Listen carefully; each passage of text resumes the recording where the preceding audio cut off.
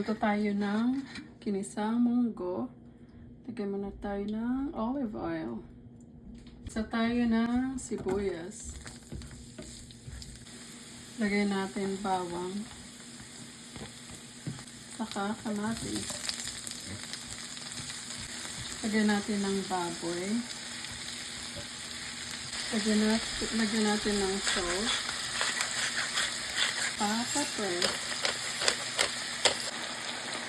Lagay natin ang ating munggo. Lagyan natin ng cubes. Kalahati lang. Lagay natin ang ating sotanghon. Daon ng ampalaya. At saka spinach. Luto na ang ating munggo.